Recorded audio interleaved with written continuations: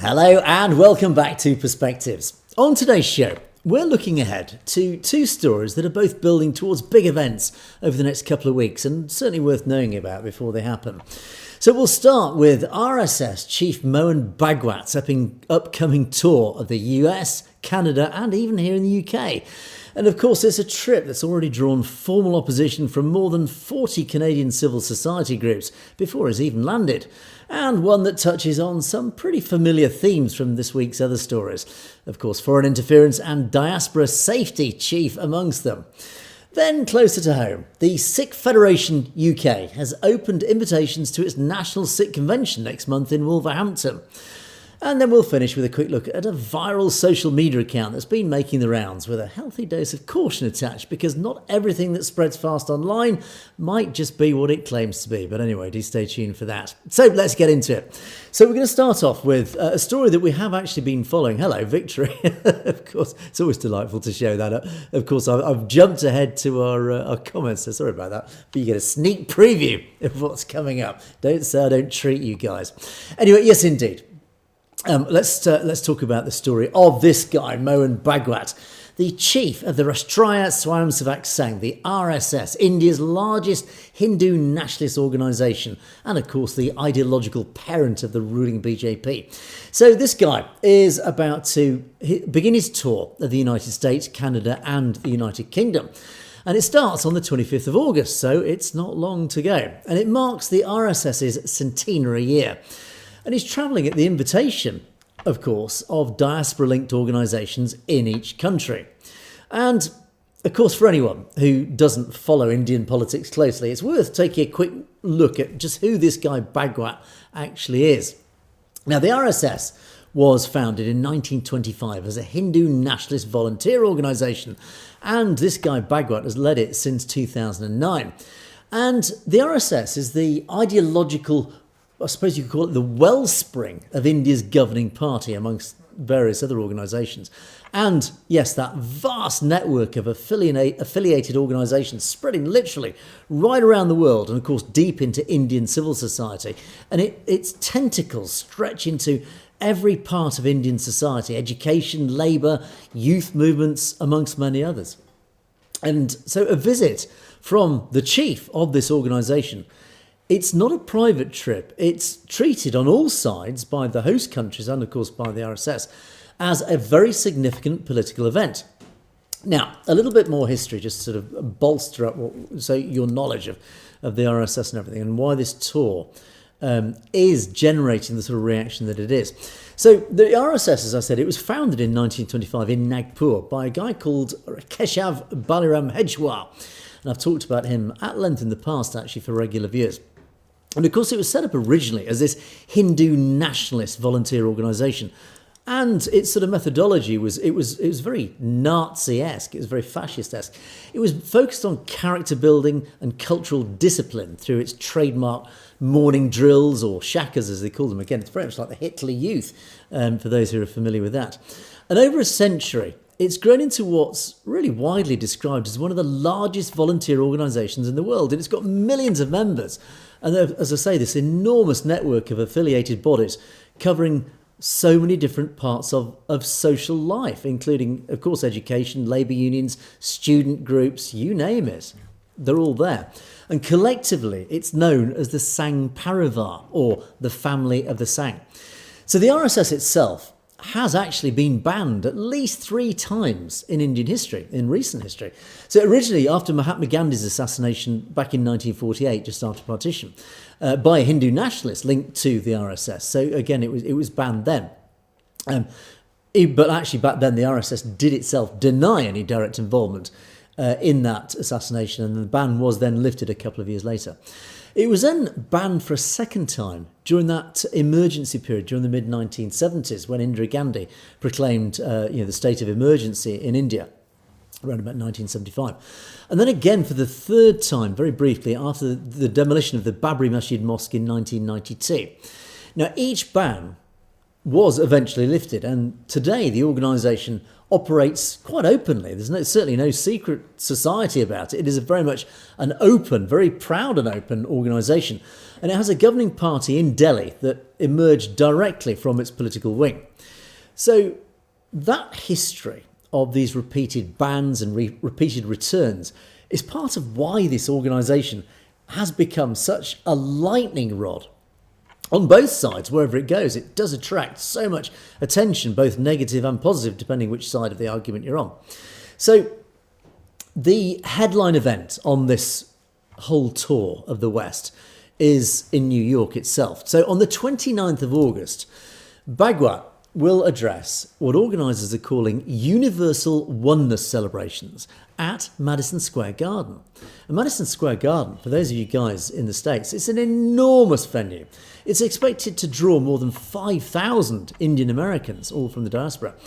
And it's, of course, timed around the Hindu festival of Raksha Bandhan.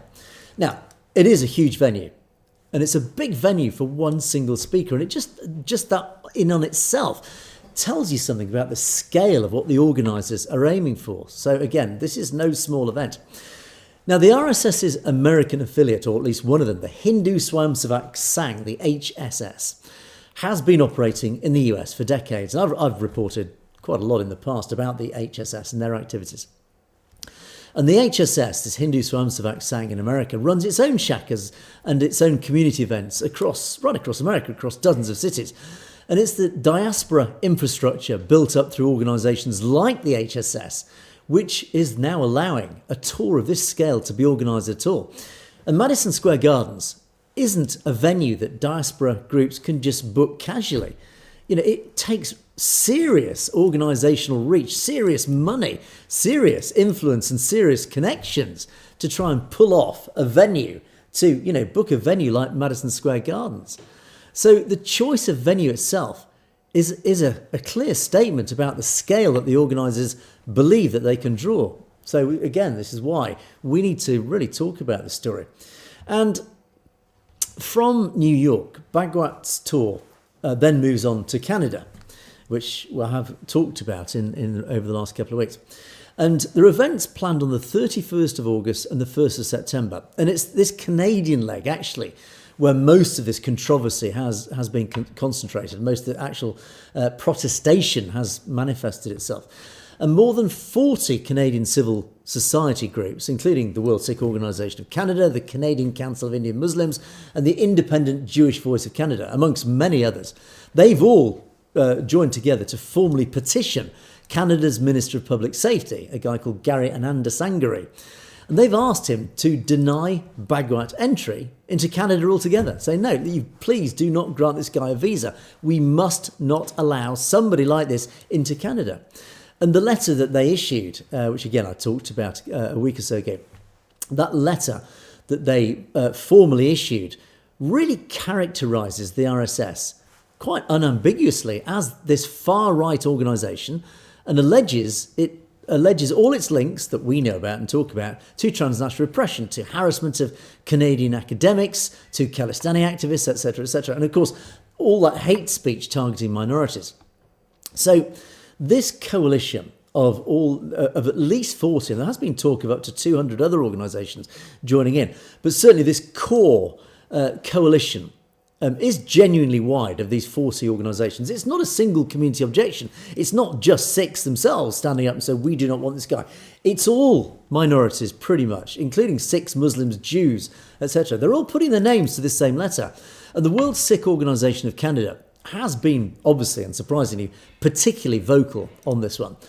And it is worth remembering that this is the same organisation that's been active on the RCMP duty to warn story that I've been talking about. So the RSS actually are linked to that whole story about duty to warn to Sikh activists in Canada. So there's a thread running through several of all these stories I've been talking about Canada recently about how Sikh advocacy groups are engaging with Ottawa on these threats that they're seeing coming from Indian-aligned actors. In other words, it's very clear that the RCMP is fully and totally aware of the threat to Canadian citizens coming from this very organisation, even if they won't admit it publicly. So Excuse me. It's also worth putting this in the whole context of where these Canadian-Indian relations are currently standing. Because, of course, this isn't happening in a vacuum. There's a lot been going on over recent months, in fact, arguably over the last 3 years at least. Canada's own Parliamentary Intelligence Committee has, in the past, specifically named India as one of several states engaged in foreign interference on Canadian soil, including surveillance, intimidation of diaspora communities, of course, the pressure on elected officials, politicians, that whole raft of transnational activity. And Minister Anand Sangari's own department, his very own department, has also been under pressure for some time to take that threat more seriously. So this whole petition coming from this coalition of organisations, it lands directly on that guy's desk at the moment when the government's already being watched very closely on exactly this whole issue of transnational repression. So, and again, whether or not you agree with this whole characterisation of the RSS itself, this petition is asking Ottawa to apply the same foreign interference lens to a religious cultural visit that's previously been applied to more overtly political activity. In other words, people who are equivalent to the RSS. There have been bans to equivalent organisations visiting Canada. So therefore, there is pressure to say you must do the same and be consistent. So this really, overall, it's a genuinely new kind of test for Canadian policy. And there's another organisation, Justice for All Canada, is actually another group that's running a sort of parallel campaign, a public campaign dedicated to this, under the hashtag No RSS in Canada. And they're organising press conferences, rallies, just the usual sort of toolkit of an organised advocacy push. And a guy called Danish Singh, he's the national president of the World Sikh Organisation of Canada. He's come out publicly, he's made a very public statement against this visit in one of the campaign's videos that's sort of associated with this campaign specifically. And he lays out the case against Bhagwat's entry directly to camera. And I'll just so you can see this, I'll play this for you now.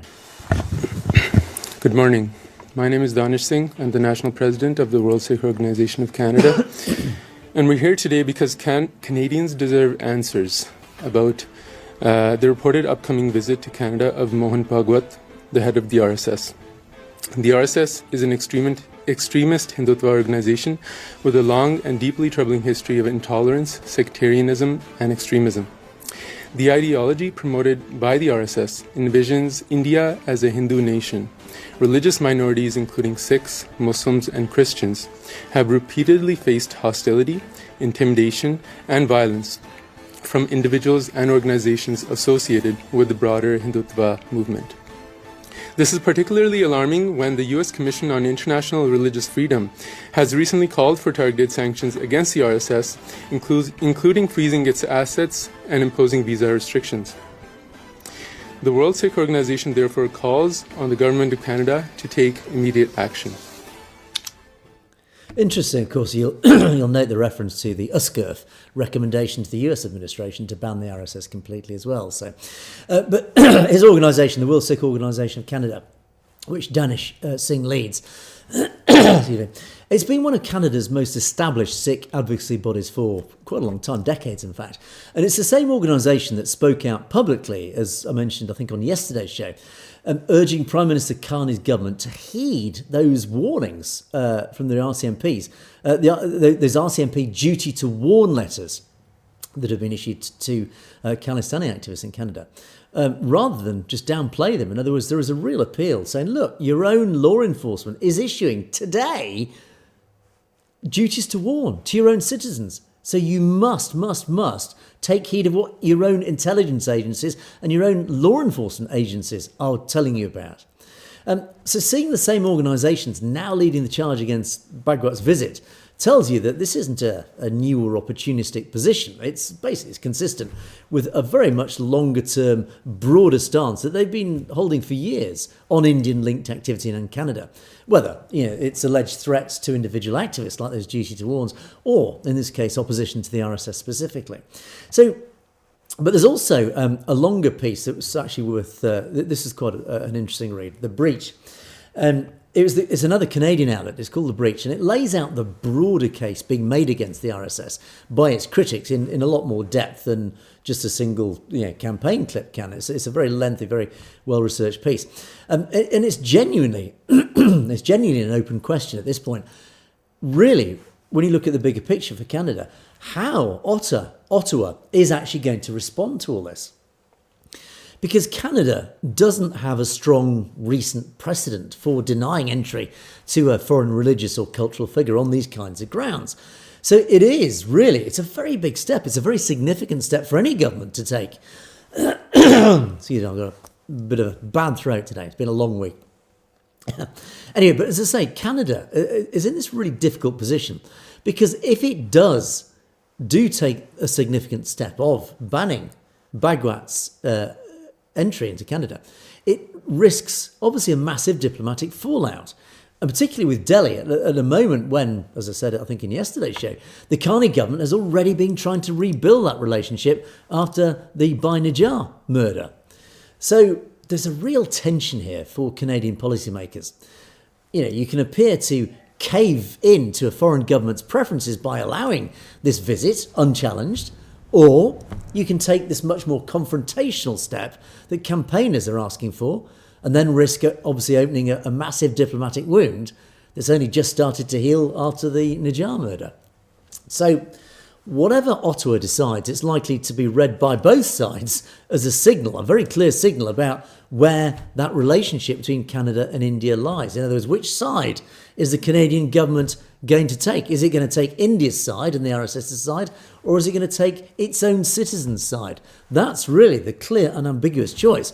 And it will be a real test of Carney's skills as a politician. And I think he's sadly lacking in those skills about what he decides. I think I can predict what he's going to decide. And I'll tell you now, what his decision will be a very clear message, particularly to you guys in Canada, about what your current government believes and what it stands for. Anyway, we'll see. Now, also worth mentioning, of course, Peter Friedrich has been very active. There's a guy I talk about quite regularly. Peter Friedrich has just published a video just a few hours ago, actually, specifically criticising New York's mayor for not commenting on the Madison Square Garden event. And I'll show you his video in a second. And he's talked about the RSS's historical links to those awful riots back in 2002 in Gujarat. And Friedrich, when he talks about it, as you'll see, he describes the RSS as being Nazi-inspired. And we indeed, on our own show, have talked about the parallels between the Nazis back in the 1930s and today's RSS, and certainly its roots back in those same decades. So let me just play this powerful piece. It's a 10-minute video by Peter Friedrich. I'll play you the first couple of minutes. You just get a flavour of how hard he approaches this. Mayor Mamdani, on August 29, the leader of the RSS speaks at Madison Square Garden. The RSS, the paramilitary that tore through the streets of Gujarat 24 years ago, your father's Gujarat, dousing families in kerosene and burning them alive inside their own homes, gang raping Muslim women in the road, hacking children apart with swords. They came with printed lists, names and addresses identifying which houses were Muslims so that they could hunt them down from door to door. And in one of those houses, they tore a 3-year-old girl out of her mother's arms and crushed her skull against the ground. Her mother was 5 months pregnant, and they stripped her and gang raped her and massacred 14 of her family in front of her and then left her naked in a field to bleed out among the dead. She woke up hours later, alone, still lying there with the corpses. 2,000 butchered in 3 days. And the man speaking at the garden was second in command of that organization while it happened. So I'll let that play in the background as I talk to you, but he does talk about, he continues on the same frame. But it's interesting, of course, there's no holds barred there from Peter. And of course, anyone unfamiliar with what he's referring to, of course, it's that 2002 Gujarat riots. And there were a period of really awful communal violence in Gujarat, triggered by a train fire in the town of Godhra that killed dozens of Hindu pilgrims. And that was then followed by huge amounts of violence against the state's Muslim population over the following weeks. And trying to get an estimate of the actual death toll is very hard. They do vary considerably depending on the source. But, there's numbers up to 2,000 at least that were murdered in those riots. And it remains one of the most contested and consequential episodes in modern Indian political history. And of course, who was the chief minister of Gujarat at the time? It was Narendra Modi, interestingly. And questions over his response then, unsurprisingly, followed him throughout the rest of Modi's career, even today. And a Supreme Court appointed special investigation team later apparently cleared him of direct culpability. In other words, he was cleared by the Indian courts for any guilt associated with that. Well, of course he would. Of course the Indian courts would rubber stamp his innocence. But it's pretty clear by the facts on the ground, at least his involvement, if not direct, and certainly indirect involvement in it. And he presided over that. And people like Friedrich continued to dispute quite openly, as indeed we do, how thoroughly Modi's involvement was in that, as analysed by the courts. Anyway, it's worth raising all that because that specific historical episode that Friedrich's talking about when he's criticising the RSS and knowing what he's actually pointing to matters more than just hearing the word Nazi used. I'm going to say we all throw this word Nazi around when we talk about the RSS.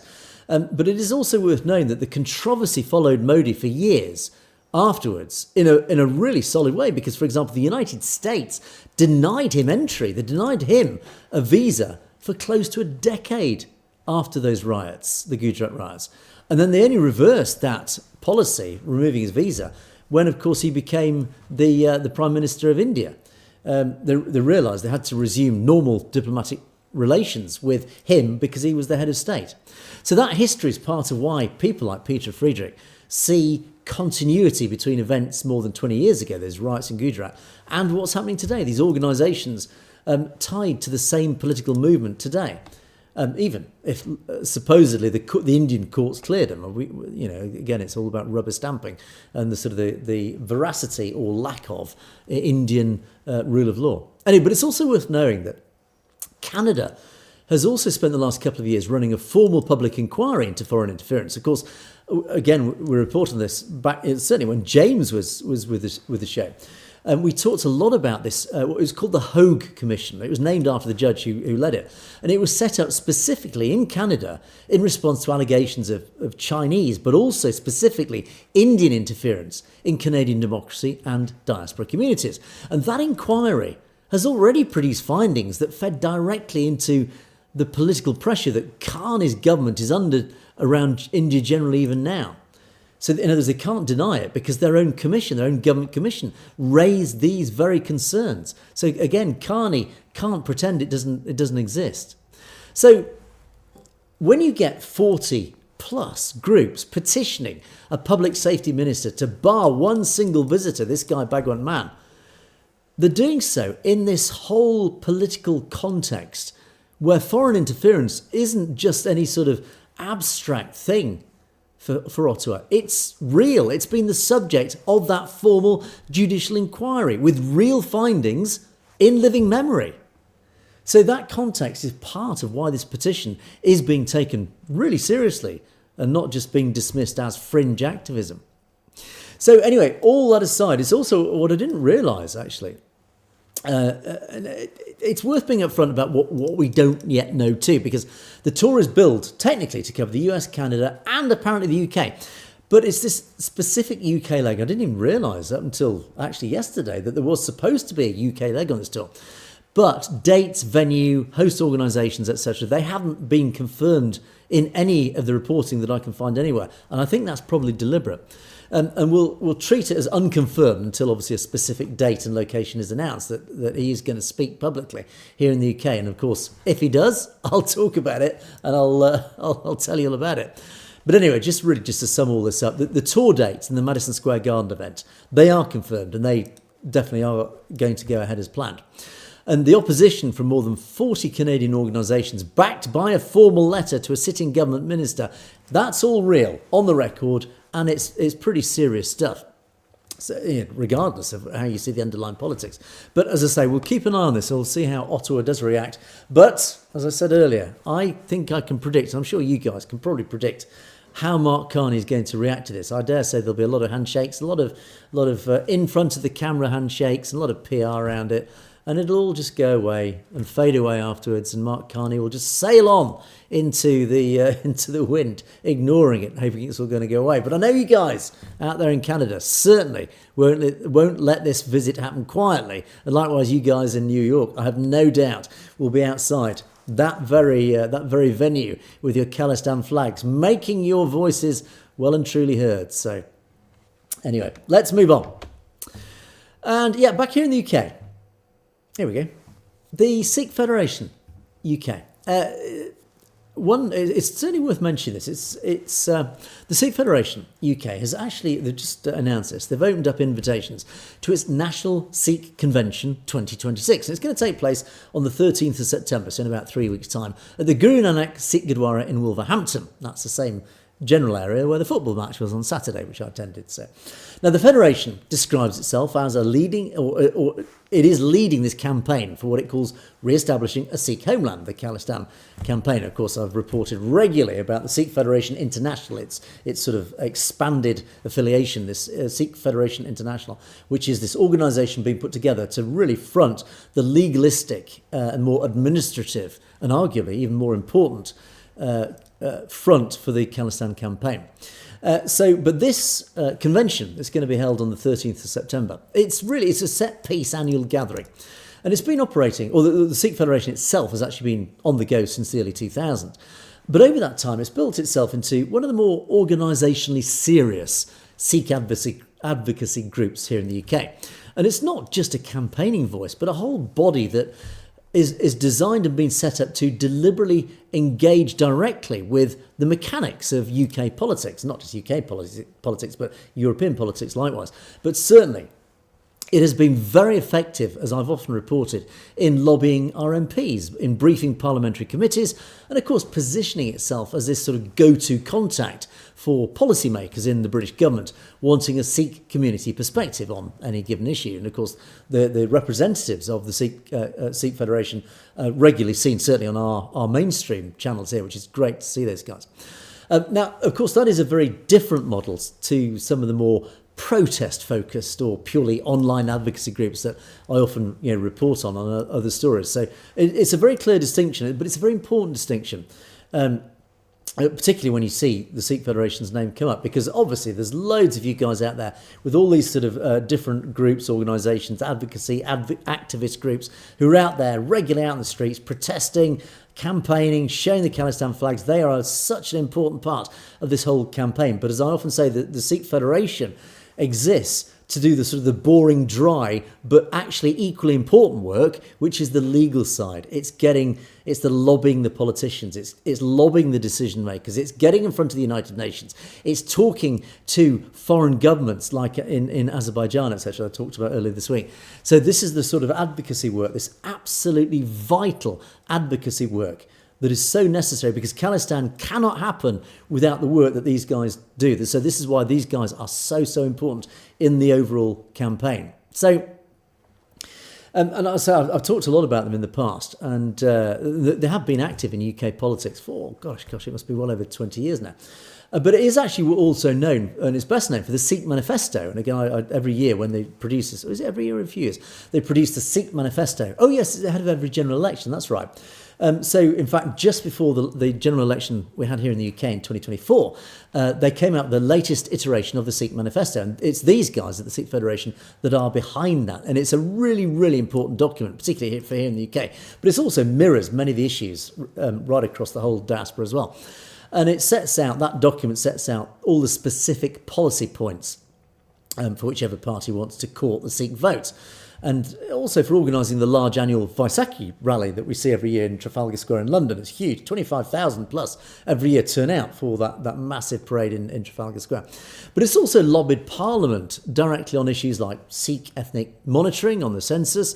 And it was one of the organisations that I mentioned, I think on Monday's show, in connection with that Downing Street petition if you remember, when they knocked on number 10 Downing Street to deliver that petition on Khalistan referendum recognition. So it really has been a genuinely active player in so many of the key issues affecting not just the British Sikh British Sikh diaspora, but the global Sikh diaspora. So it carries a lot of weight. And its national conventions tend to function as a kind of annual state of the movement gathering. So this is really a chance for the Federation to set out publicly its priorities for the year ahead. It's got host guest speakers, and it will also bring together its wider membership and, of course, allied organisations in one room. Now, I don't have the full speaker list or the agenda, whatever, for this convention, but hopefully, once it's done and dusted, there'll be reports and press releases afterwards. So, of course, I can follow that when they're all released and let you know everything that was discussed. I guess I don't know actually if it's in Punjabi or English. The most of the poster is in Punjabi. And I suspect it is likely that most of the convention will be in Punjabi, so there's no point in me attending really, unless I can quickly brush up on my Punjabi. But where it is, Wolverhampton, it's a very important location. It's very fitting because, of course, it is home to one of the largest and longest established Sikh communities here in the UK, in England. And the Guru Nanak Sikh Gurdwara there is actually one of the largest Gurdwaras in the country. So it's obviously more than capable of hosting a huge sort of convention on this scale. And conventions like this one do tend to matter less for any single announcement made on the day and more for what they're signalling about the organisational momentum, the bigger picture, the attendance figures, the range of speakers who come to speak, which other groups turn up in solidarity. So again, it's a great focal point in a very, very important part of England for the Sikh community. And as I say, I was there on Saturday, seeing so many people from Wolverhampton, and a big shout out to you guys once again. It was great to see you there. So anyway, if you can, please go along to that convention, 13th of September in Wolverhampton. So, and then just a final story. This is an interesting one. Is it true or is it not? Is probably the headline for this one, but it's an important one, even if it's only partly true, because it touches on quite a lot of what we talk about. Again, the bigger picture of India, the potential breakup of India, the general overall dissatisfaction and unhappiness that seems to be a real feature of many of the different, certainly minority groups, and now particularly the young in India. And as I often have said and predicted, it is that rumbling unhappiness that will eventually provide the momentum once something happens that will potentially break up India. So this is why these sorts of stories are actually quite important. Certainly to talk about in the early stages, just to see then if things do build up momentum to then become a much bigger and literally an international story. So, oh, hello. So I'm jumping ahead there, getting too excited with my mouse. So anyway, yeah, so this one.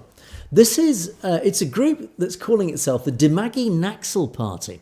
And it's been doing the rounds around social media. And in fact, actually, this specific one was promoted by the All India Cockroach Party, the CJP, if you remember, that organisation that took to the streets for these huge protests a couple of weeks ago. But anyway, the CJP, they posted up, this was, I think, was it today, was it this morning, this appeared, or overnight? They claimed that this... I wouldn't call it a sister organisation, but another organisation that is certainly affiliated in terms of the youth, that's claiming to have at least 700,000 followers and apparently being one of the fastest growing organisations right now, politically speaking. Now, it's aimed, like the Cockroach Party, at Indian Gen Z, the youngsters. And it's framed around, like the CJP, around anti-Modi youth discontent. And that is, it's all the young who are really unhappy with the Modi government. And of course, the name itself is significant, like the CJP. So Modi apparently previously used the phrase Dimagi Naxal, which apparently translates pretty much as deranged Naxal or crazy Naxals. And it was a derogatory term, really, just to dismiss his critics, particularly these youngsters. So, like the CJP, the cockroaches, they took that insult and they've named the party. Like the Cockroach Party, they named their party the deranged Naxals, and this is the name of their party. Obviously, borrowing that insult in the way that the Cockroach Party had done, that actually lends itself the ironic power, which is so effective, particularly amongst the young. So, a little bit of context about the name itself, and again, regular viewers will be familiar with the Naxalite, the whole Naxalite movement. It's a very important part of recent Indian history, because again, it is part of this whole unhappiness and this potential fragmentation of India that dates back to certainly well into the early parts of the 20th century. The Naxalite movement, they are a Maoist, essentially a communist, but a Maoist insurgency movement that's been active in parts of rural and tribal India since, well, at least the 1960s. And it's named after the village of Naxalbari in West Bengal, where the movement actually began. So up in the sort of the eastern reaches of present-day India. And it did stretch down into sort of I would call it mainland India, sort of the central part of India. And at its peak, it did control large amounts of territory right across a belt of central and eastern India, which is actually then became known as the Red Corridor. And then successive Indian governments, and very much Narendra Modi's today, they've run these huge, sustained, very heavy-handed, typically Indian ruthless security operations against this Naxalite movement for decades. And it's a real armed insurgency with a genuine body count on both sides. A lot of people have lost their lives for this movement. And it's a very different thing from what we're talking about here. This is not that specifically. And the insurgency's strength has declined significantly over the last 10 years or so, particularly after Modi just sent in brute force. But it hasn't disappeared, and it still remains very much a live internal security issue for the Indian government in several states even now. And interestingly, it basically dominated those whole rural areas right across that Red Corridor.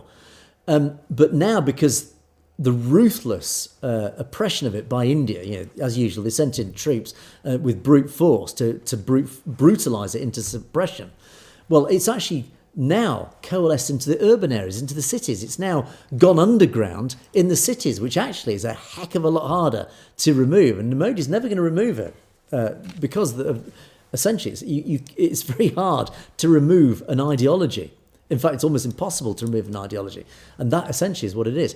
That's a little bit of history about the Naxalites. So this movement, the Dimagi Naxal Party, this Naxal label for a Gen Z party, it therefore carries this provocative, evocative sort of label, whether or not that was the original intention. But anyway, as I say, this Dimagi Naxal Party, how big is it? Well, they're claiming 700,000 followers, but actually the Facebook page, for example, it actually only has, I think I've got it here. Here you go.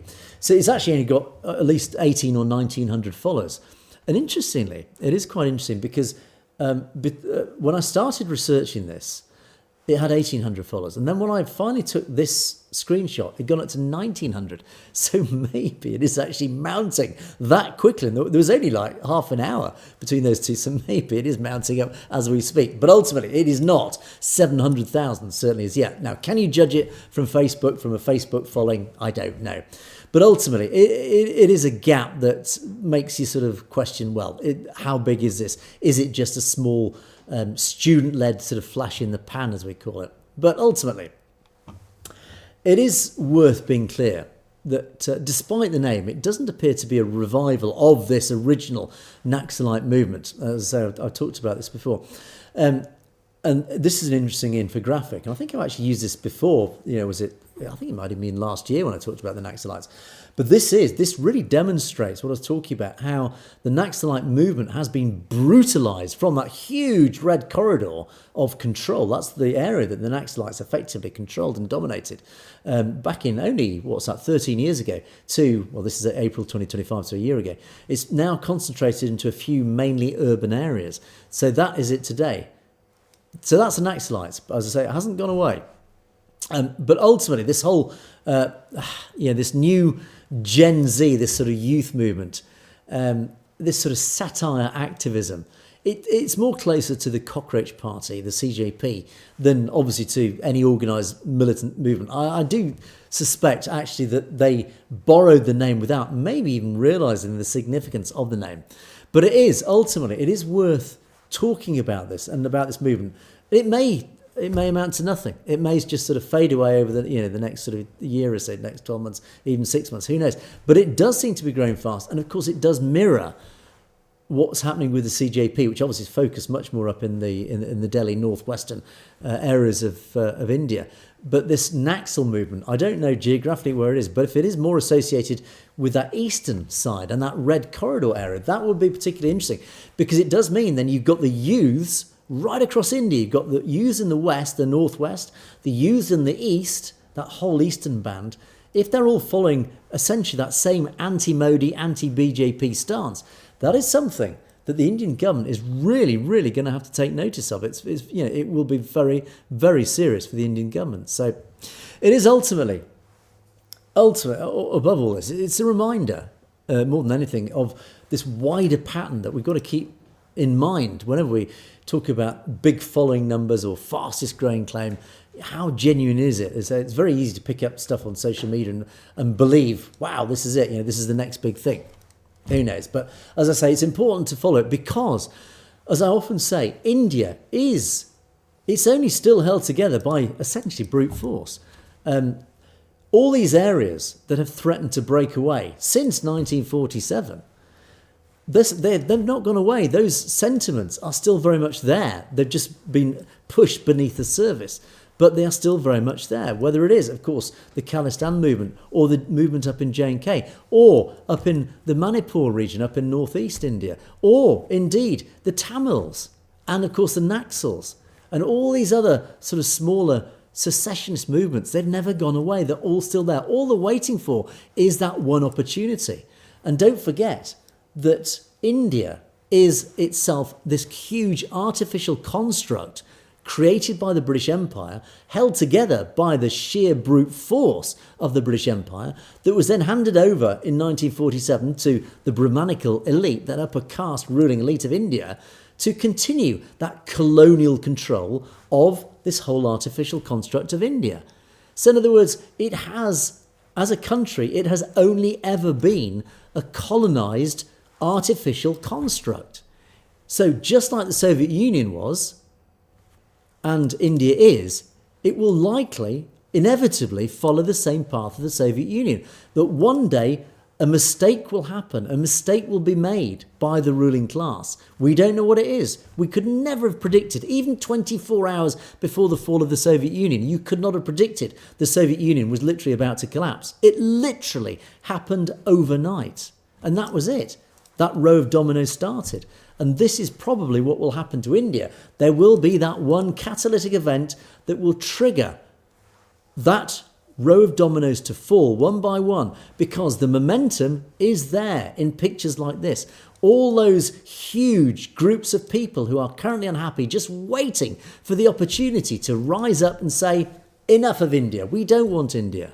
We want our own region. We want our own autonomy. We want our own name. We're more than happy to work with the rest of the other federal states that will become 21st century India, but we want our own sovereignty. And that is what obviously the Khalistan movement is, but that is what all the other secessionist movements want as well. It's only democracy in action. This is why democracy always wins at the end. The people always win in the end, whether it's Eastern Europe, those countries that collapsed under communist rule, or whether it's the Soviet Union. It's happened over and over again. Even in our lifetimes, we've seen it happen. So we know it can and does happen.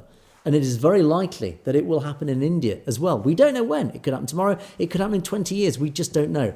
But it is very, very likely that one single unpredictable, unforeseeable event will trigger that whole artificial construct to finally break apart. We'll see. Anyway, but that's it for the news items. So hopefully that was a little bit interesting for you. Anyway, let's move on to our comments column. Loads of comments. Oh yes, this is a good one. These are the comments from our football story, or my football story on Monday. Yes, well done to Khalistan Football Association for their 6-0 win over Ireland. As I keep saying, it wasn't about the score. It was about the fact that Khalistan took to the field with some worthy opponents, the Irish lads. Well done to both sides for attending. Well done to the Executive Management Committee for such a fantastically organised day. It was amazing. They did such a good job. And of course, the videos had loads of views. Thanks for you guys for watching it. And of course, loads of comments from actually all sides. Interesting. And the first one is a prime example when I say from all sides. Vortex Nova. Long live India. No Khalistan. No Khalistan. Well, all I would say to you, Vortex Nova, That is your democratic prerogative. You have every right not to support Khalistan, and I respect your right. It is my job to try and persuade you why Khalistan is actually a great idea. And I don't know where you are. You might be in India. You could be here in the UK. I have absolutely no idea. But I suggest if you research the whole concept of Khalistan and actually genuinely, if you put aside any sort of indoctrination or propaganda and just look at the simple, plain, truthful facts, I have absolutely no doubt if you're a decent, normal human being, you will actually support the concept of Khalistan, because it really justifies all the goodness of humanity. And I suspect you are Indian, because it says, long live India. Again, that is your prerogative. But really, the trouble is you are not given the truth. The Godi media that you watch every day or listen to or whatever, the news that you get fed is one-sided news. It is curated very carefully by your government to try and indoctrinate you to say things like this. Now, again, that is your prerogative. But I ask you, and I urge you, and in fact I even beg you, please keep watching the truth. Keep researching. Try and see the other side of the argument, because you might be surprised to learn that your government has been lying to you rather a lot. But anyway, as I say, that's entirely up to you. But thank you for your comment. Much appreciated. The Sikh Jedi. Now, this is a curious comment, Sikh Jedi, SJ. He's a terrible speaker. Now, I don't know who this was aimed at. And if it was aimed at me, I am mortified. What an awful comment. I do hope it was aimed at somebody else, but I can't think who else it was aimed at. You'll have to let us know, SJ. Who was this comment aimed at? If it was me, I am mortally wounded. I'm not offended, because that's your right. Maybe I am a terrible speaker. I just do my best. But you'll have to clarify. Let us know. Fatih Singh did sort of wade in defence and say, look, you're not understanding the truth in simple English. And, well, you came back, SJ, to say, he's cringe. Again, I hope it's not me. First time I heard post-colonial project described as the truth. Backed is backed, though, I suppose. Oh, actually, that's interesting. A backed. That is interesting. Maybe I've misinterpreted. A backed, and you guys can correct me on this. It's a shame this isn't live, actually, because you can correct me live. Backed, and I did Google this, is a BJP or Modi supporter. So, SJ, maybe I've done you a disservice. Maybe you are referring to a BJP spokesperson, which actually wasn't on this video. We never even talked about the BJP. I don't think I did on that video. So maybe your comment belongs to another video. Let me know, SJ. Anyway, thanks for the comment. Punjab, 1849. First victory for Khalistan. Indeed, hopefully the first of many. Don't forget, the next match is in France. I think, is it the 5th of September? I'll confirm that anyway when we're close to the date. I think it's the 5th of September in a place called, is it Soucy-les-Pins or somewhere? Anyway, it's just outside Marseille, down on the south coast of France. South of France, beautiful place. I know the area reasonably well. It is beautiful down there. If you're anywhere near or you have the opportunity to get there, please do get there. Support the team, because I can't imagine there'll be too many supporters down in just outside Marseille. Who knows? But certainly there won't be the level of support that we saw here in Wolverhampton over the weekend. But yeah, first victory, as I say, let's hope it is the first of many. Thank you, Punjab 1849. Guru Nanak Darbar, Gambia. Hello. Are you in Gambia? Do tell me. You've never answered this question. When you do comment regularly, thank you for your comments. Much appreciated. Do let me know if you are in Gambia, because it'd be great to know that we have viewers over in Gambia. But of course, yes, it was a very big victory for the team. So well done to those guys. Loads of great supporting comments actually for the team. They did really, really well.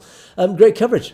Saw you with your camera. Fantastic game. Well done to everyone involved. Now, TC, I did tell TC off. Was it a couple of shows ago? Saying, why, if you saw me with my camera, why did you not turn up, come up to me and say hello and introduce yourself? Anyway, bless him, TC. Thank you, TC. You did actually clarify by email that you saw me on camera with my camera. In other words, you weren't actually there physically. So forgive him. Not there's anything to forgive for, but you know what I mean. Anyway, so yes, it was indeed. It was a fantastic game, and absolutely well done to everybody involved, not just the guys on the pitch, but of course those in the exec management team who did such an amazing job. They really did a great job. Avatar Dylan, nice one, Angus. Khalistan 10, India 0. Absolutely. In fact, I'd say Khalistan 100, India 0 on that one. SK Trust. Hi, Akal Purak, blessed me, not Shiva, please. I think that basically, I don't know, my interpretation of that comment is not Shiva, is that Hindu, I think, isn't it? So this is, this is more about Sikhi, bless Sikhi and the Sikh community. Jason 80, good, that's so small I can't even see it. Jason 80 Stathan. These guys still living in delusion. Punjab will be more Hindu majority in the next 10 to 15 years, but Khalistan can be made in Brampton though. Oh yes, it's whatever you guys. Come on, mate. Yes, we talk a lot about the demographics of Punjab, and it is, you're absolutely right, is that the trend of the demographics of the Sikh community, the Sikh population in Punjab is declining. It is concerning, which sits very ironically. If you remember about a week ago, I did that piece where Hindutva produced this ridiculously hilarious propaganda video where it said that Sikhs in Punjab were pushing out Hindus. It was the Hindus that were declining in Punjab. Well, there you go. One of your own actually saying, no, that's not the case. It's the Hindus are actually dominating, and clearly deliberately so. But you do say Khalistan will be made in Brampton. No, it won't. Khalistan is going to happen where it belongs, and we all know where it belongs. Manjit Kaur came in, rushed into the defence. Lions are always small in number, but they are the rulers. What a fantastic riposte, a fantastic response that. Well done, Manjit. Basically, you only need a few lions, and a few lions can dominate hundreds of lesser souls, which actually is contrary to sort of Sikh principles. Everybody's treated as equal, but there's a philosophical paradox there. But anyway, you know what I mean. I know what you mean, Manjit, is that despite the fact we're all equal, actually some are more equal than others. Singh lions are clearly a lot more ferocious than the rest of the others. So it is the Singhs that will always dominate. One lion is enough control, so no worries, you're absolutely right. Suk Diogan. Quantity means everything. There are plenty of very cheap rocks, but diamonds around. This follows actually the same theme, that lions are small in number, but enormously powerful. And the same that diamonds are rare, and they can sit in a huge tons and tons of dirt, but it's the diamonds that matter. So it's totally right, and you talk about that at length. But you do say, look, if you're a supporter of human rights, this actually goes back to what I was saying to the very first commenter about Khalistan. Yeah, if you actually look at what Sikhs stand for and what they do, of course you would align with the whole Sikh cause and the Khalistan cause, because as Suk Diogan says, for example, Sikh Gurdwara anywhere on the planet will always feed you langar. You can always get a hot meal at any Gurdwara anywhere on the planet. If you need accommodation, it's free. No prejudice, no judgment. Vaheguru may bless you and all humans. That is what makes Sikhs so powerful. The whole ethos and philosophy. It makes it morally superior to anybody else. And I'm saying that from a completely objective point of view. And this, again, is why I often recite that AI conclusion. If an AI was asked, what is the one religion that would benefit humanity if there was only one religion practiced around the world? Sikhi. For this very reason. So you're absolutely right, Suki Deogan. Thank you. And then Jason 80 whatever came back to say, not ruling nothing though. Lol. Well, give it time. Don't worry. Patience. Patience is a virtue. Khalistan will come, and then you will see. Maja Mafia was active as always in Punjabi. Sadly, it just comes out as a load of well-meaning blocks, but the sentiment is all there. We understand, Maja Mafia. Thank you. So, Chain Batty, hello, nice to see you again. Congratulations, both participants' team. It was indeed it was a congratulations to both teams, because the Irish, despite they lost, their defence was fantastic. The goalie was an absolute star. It would have been a much bigger scoreline if the goalie hadn't been so good. But it was the fact that both teams were there representing what they represented. And do watch the press conference in my video on this if you want to know what the Irish team stood for. And it's equally as important as the Sikh cause. So, Murgiv's Loz Rinku, lots and lots of love spread around the whole family, which is nice. SK Trust back again. Excellent, Sir Angus. Thankful to you. Well, I'm thankful to you for your comment. Gabru 99's back. Well done, Angus. Great commentary and reporting the match. You're better than most commentators on Sky Sports. Well, I really appreciate this comment, particularly because I'm not a technical guy. I even don't really know how to work a camera. As long as it's got automatic and you press go, I can use a camera. But if you need to do anything more than that, I'm lost. So when I turned up for this match and to film this match, I've never filmed football in my life. And to be honest, I've filmed only very little in my life. Obviously got the studio here set up. But out there, doing sort of sports reporting, I mean, I've never done anything like it before in my life. So when I videoed it, and I did all my videos, and I thought, I have no idea how this is going to turn out.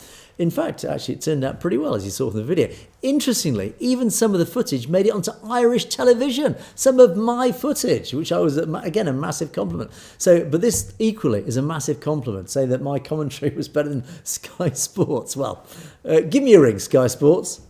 No, don't. Because ironically, I know very little about football. I'm a rugby person, I have to admit. I'm not very good on football. I understand the offside rule more than most. So anyway, thank you for that comment. Bobby Singh, as always, massive coverage. Oh, great coverage. Thank you. Yes, that was another lovely comment. Thank you for the complimentary emojis for my coverage. Appreciated. God, now this is an ambiguous comment. Is that God bless the United States or God bless us all? I'm going to use both. God bless us all. Thank you, yours, 1258.9. God bless us all. Indeed. And Palkor, Vaiguruji, Mihe Kro, I don't even know what that means. Other than, I obviously understand Vaiguruji. Mihe Kro, Vaiguruji.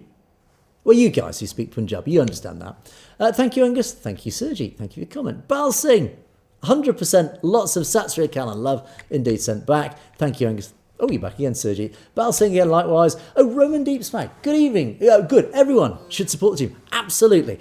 If you can make, by any possible means, the next match, please go along. Please get yourself to the south of France. If not, you can still buy the merchandise. Wear your Khalistan jerseys. And that's a great idea.